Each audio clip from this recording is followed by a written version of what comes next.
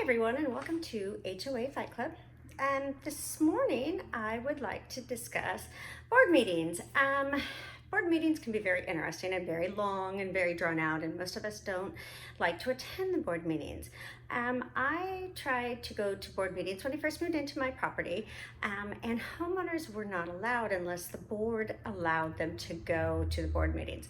So in our property, we were not allowed to go to the board meetings. So for the first couple of years, I had to fight for legislation to change the laws so that the board was forced to allow homeowners into the board meetings.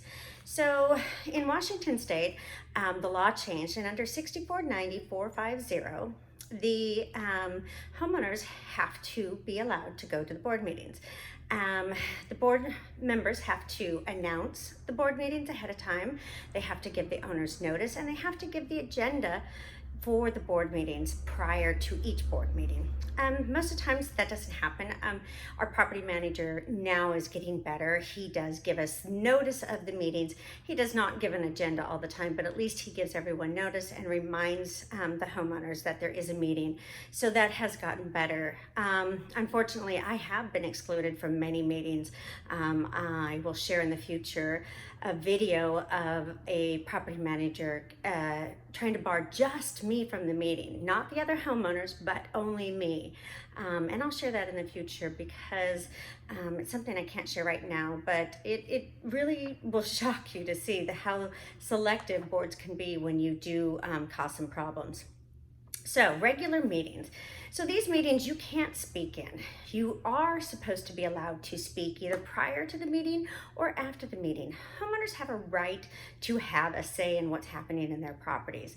So if your board is not allowing you to have a say, they don't care about what you think. So you need to make sure that you are giving that opinion and are participating in those board meetings so that you know what's happening in your property. At least once a year, the board has to call an annual meeting. Now, in the annual meetings, it works a little differently.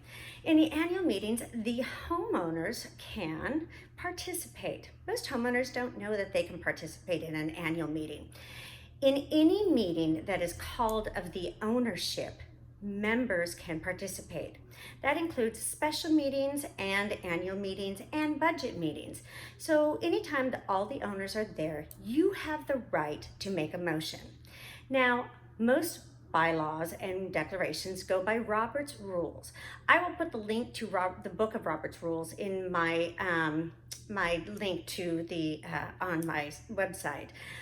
Because getting that book and understanding how to make a motion, how to second the motion, how to do everything is in that book. So you want to get that book of Robert's Rules so that you know how to participate in a meeting and how to make motions.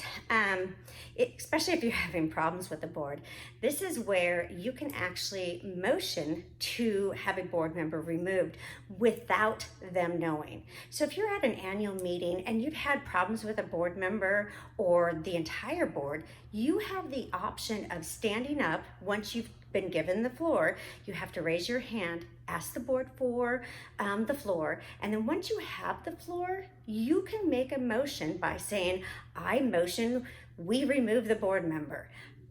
If somebody seconds your motion, it goes to a vote right away, and you don't have to wait. So this is just a way that homeowners can actually take control of their neighborhood without the board being present and knowing that they're going to do it. Now, here's the catch, the proxies. So if the board has proxies, they can use those proxies to vote any way they want. Now, if a board member is not expecting you to make any motions, they might not have any proxies. So just keep that in mind when you're going to an annual meeting or a budget meeting or a special meeting of the ownership. Now, there is some catches on the special meeting. So if the special meeting is called to remove one board member, that meeting is called for a special purpose, and only what is supposed to happen at that meeting can happen at that meeting. So just keep that in mind when you go to a special meeting so that you are not surprised by the board. Now, you want to read your bylaws, but in Washington State, the 6490-450 requires that every association have at least one meeting a year. So most associations at least have their annual meeting for voting new board members on, and then they usually have a budget meeting. So most of them here in Washington have 2 meetings. A special meeting can be called, according to the state of Washington, if you have a majority of the board or 20% of the owners. Now, some declarations I have read require that you have to have 50% or 51% or a majority. Washington state changed this for condo owners to require only 20% of the total owners have to be required to call that special meeting. Some of the special meetings were too hard to call, having to have 51% of the membership to be there. Now, the rules of after you get there are also in the thing. So just because you get to that meeting doesn't mean it's going to go your way. So the members must be given notice. So we have to be given 14 days and not more than 50 days notice of any meeting mailed to our homes of record. So make sure that if you're not on that mailing list, that you get on that mailing list. The meetings must have an agenda. Again, we've talked about the agendas. Now, board meetings, they don't give the agendas, but they do give it for the annual meetings and the budget meetings, because you have to be able to vote. So if you're sending a proxy in and you have no idea what they're going to be voting on, you're just giving your vote to somebody of who and whatever they vote for in that meeting. So be very careful when you're handing over that proxy. The other thing about proxies is the thing that I've learned in this last week is some declarations and bylaws require those proxies to be certified, notarized, or have a power of attorney. If your bylaws say that they have to have a power of attorney or it has to be notarized and you don't do this and the board doesn't do this and they don't require it, those votes can be contested in court. That meeting can be contested in court. So make sure that you cover you. Don't worry about what the board is requiring or what they do. Make sure you do it right if you're going to use those proxies, because you can contest a vote if the board is not doing it correctly. And if that vote is contested, those proxies that they're using can be thrown out. So be very vigilant on what you're doing and make sure that you read your bylaws. They will spell out exactly what you have to do in a vote. Make sure you know that your state laws, because sometimes the state laws change and every once in a while they supersede your declaration and bylaws. So then the meetings that you participate in will go your way a little bit more and you won't feel like you don't know what's going on.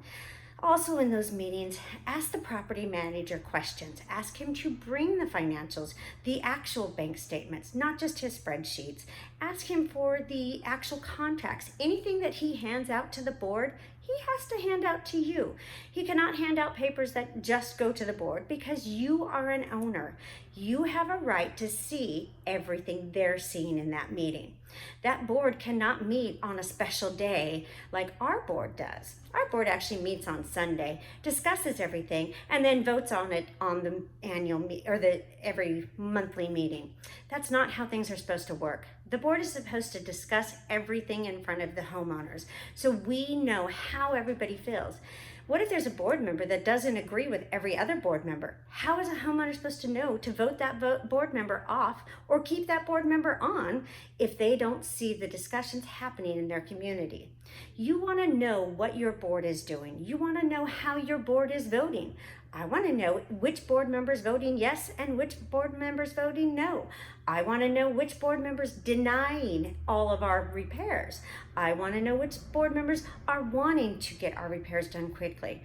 These are things that you want to know so you know how to vote for your board members and how to keep them on or take them off that board. Be vigilant, be aware of what's going on in your community. All right, you guys, I'll see you on the next one. Like and subscribe, please.